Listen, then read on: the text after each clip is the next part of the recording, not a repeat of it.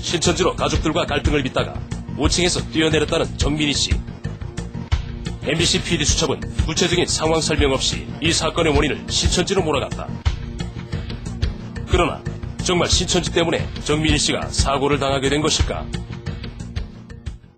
네, 여수 정민희 씨 사건에 대해서 조사한 적이 있다고 들었습니다. 네, 사고 경위에 대해서 자세하게 말씀 부탁드리겠습니다. 네, 정민희 씨가 본인이 살고 있는 아파트 5층에서 당시에 그 출동했던 119 소방 기록을 보게 되면 베란다에서 타고 내려오다가 미끄러져서 추락한 사고로 그렇게 확인되고 있습니다. 이렇게 우발적 사고임에도 불구하고 가족들과 PD수첩 측은 그 원인을 신천지에 있다고 했다. 하지만 실질적인 원인은 따로 있었다. 네, 사고 당시 정민희 씨가 가족들과 어떤 종교적 갈등이 있었습니까? 종교적인 갈등은 잘 모르겠고요. 민희가 저한테 성경 공부한다는 이야기를 했었거든요. 근데 사고가 난 후에 병원에 찾아가 봤더니 형부 하신 말씀이 차라리 성경 공부를 하게 놔둘 건데 우리가 방문을 저렇게 잠궈서 첫째가 저렇게 사고가 났구나. 그리고 감시도 안 할 건데 그런 얘기를 하시더라고요. MBC PD수첩에서는 이 사고의 원인이 신천지 교단 때문인 양 그렇게 보도가 됐었습니다. 그 점에 대해서는 어떻게 생각하십니까?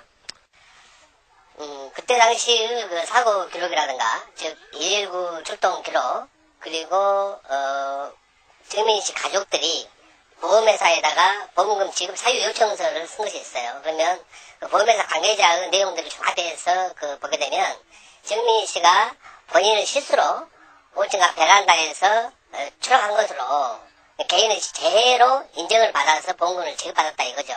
그렇기 때문에 신천지 교단의 잘못은 아니다. 그렇게 보아지거든요. 종교적인 견해가 다르다는 이유만으로 엄연한 성인을 때리고 감금하고 또 그러한 것들이 정당화된다는 것은 아무리 가족이라도 이해할 수 없는 부분인데요. 어떻습니까? 네, 헌법 제12조 1항을 보게 되면 모든 국민은 신체의 자유를 가진다. 누구든지 법률에 의하지 아니하고는 체포, 구속, 압수, 수색 또는 신문을 받지 아니하며 법률과 적법한 절차에 의하지 아니하고는 처벌, 안보 처분 또는 강제 노역을 받지 아니한다라고 나와 있습니다.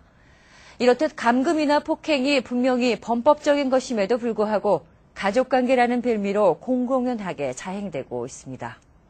게다가 이 사건의 책임을 신천지 측으로 보는 것은 설득력조차 없어 보입니다. 그리고 지난 4월 18일 우리는 정말 뜻밖의 장소에서 신천지 교회 교주 이만희 씨를 목격할 수 있었다.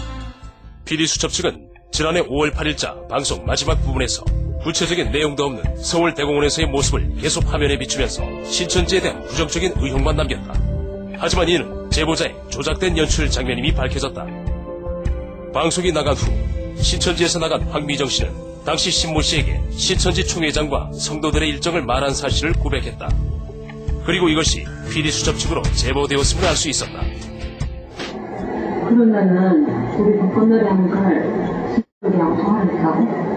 그냥 어떻게 지내냐고 말을 하길래 농장 갔다면 복권으로 갔더라고. 그런데 그 얘기가 들어갔겠죠. 들어갔고 평상시에 씨와 좀 다른 점이 보였다면 예, 지금 생각해보면 그때 좀 이상했다는 느낌이 들어요.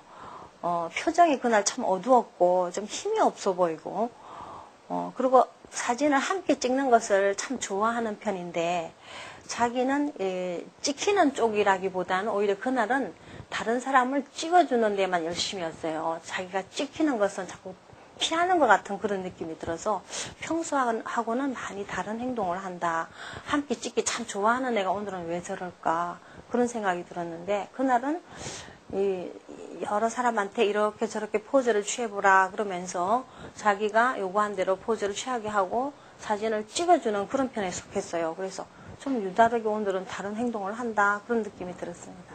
저는 처음에 그 장면을 보고 너무 깜짝 놀랐습니다. 저도 분명히 그게 갔는데 저는 왜 사진에 안 나오고 왜 총회장님이 꼭 젊은 자매들하고만 복권놀이 한 것처럼 그렇게 나왔어요. 저도 분명히 그 자리에 있었고 함께 행동했던 그런 사람 중에 하나인데요. 거기는 왜 가시게 된 거죠? 그게 단순하게 그냥 벚꽃 구경을 가자 그게 아니고 벚꽃 구경도 하면서 벚꽃이 그 떨어지는 장면, 그 낙화 장면을 촬영을 해놓으면 다음에 문화부나 다른 부서에서 어떤 배경 화면으로 이용하면 참 좋을 거다 그런 생각이 들어서 낙화 장면을 좀 촬영을 해놓자 그런 의도도 있었습니다. 과연 PD수첩 측은 정말 뜻밖의 장소에서 만난 것이었을까? 또한 황미정 씨가 내통했던 신 씨는 누구인가? 2000년 전에 먹은 살과피나 오늘 먹은 살과피나 똑같은 거예요. 그래서 1000년 동안에는 어린 양, 2000년 동안은 어린 양 예수님의 살과피를 먹고 오늘날은 선생님의 살과피를 먹는 거예요. 그것도 정확하게 선생님의 살과피라 해야 돼요. 그리고 앞으로는 이름도 선생님의 이름으로 기도하는 시대예요. 선생님의 이름으로 기도하는 거랍니다. 천년의 역사는. 그 말은 이 사람을 넘어뜨리기 위해서 미워하는 말이라 밖에는 볼 수밖에 없지 않습니까? 뱀이 하와에게 하나님 같이 된다는 말이나 이만희의 피와 살을 먹어야 이름으로 기도해야 구원받는다는 말은 예수님 같이 된다는 말 아니겠습니까? 이것이 사탄이가 미워하는 소리가 아니면 무엇이겠느냐 그 말인 것입니다. 네, 신선영 아나운서. 네. 2006년도에 신모 씨는 신천지교회에서 총회장을 재림 예수로 신격화하다가 쫓겨난 거군요. 그럼 현재 그의 동향은 어떻습니까? 신모 씨는 근 2년 동안 안산의 교회 담임이자 이단 상담소장인 진 목사와 같이 다니는 모습을 자주 목격할 수 있었는데요. 그중 한 세미나에서 진 목사의 설교와 그의 밑에서 일하는 개종교육자와의 인터뷰를 보시겠습니다. 이들이 함께 활동한 시기와 MBC PD수첩이 신천지에 관한 취재를 시작한 시기가 비슷한 것은 단순한 우연일까? 또 우리 사역하시는 우리 목사님과 같은 이런 분들의 노고도 저는 새삼스럽게 와서 좀 감사를 드리고 그래서 진 목사님 같은 분들이 계시기 때문에 우리 같은 사람도 이렇게 좀 같이 호흡할 수 있는 숨통이를 튀지 그렇지 않으면요 저희들이 어디 발붙일 곳이 없어요. 좀 어떤 모양으로든지 좀 목사님과 좀 힘을 합쳐서 작은아마 힘을 좀 보태드려야 되겠다 하는 이런 마음을 가지고 지금 준비를 하고 있습니다. 이번에 방송에 MBC PD수첩 방송에 나간 다음에 방송에 추수금 명단이 나오게 됐고 제가 준 건데 그런데 그 몇 개 나간 다음에 전국에서 전화 오는 겁니다. 우리 교회 추수금 명단 있으면 좀 주십시오.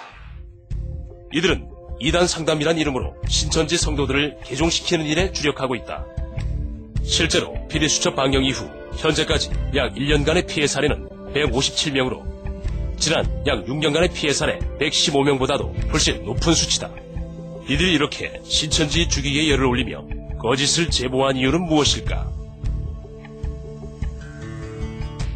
그 개종 목사가 그 일을 개종교육을 시작한 그 일에 대해서 듣게 된 게 그 몇 해 전에 그 당시에 그 개종 목사의 교회에 출석하던 성도 중에 한 명이 교회를 신천지 교회로 옮겼대요.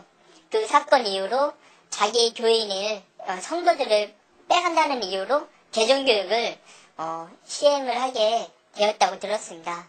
또 심지어는 이제 저희 부모님에게 그 개종교육 상담비를 사전에 30만 원 정도를 요구했다는 것조차 제가 들었거든요.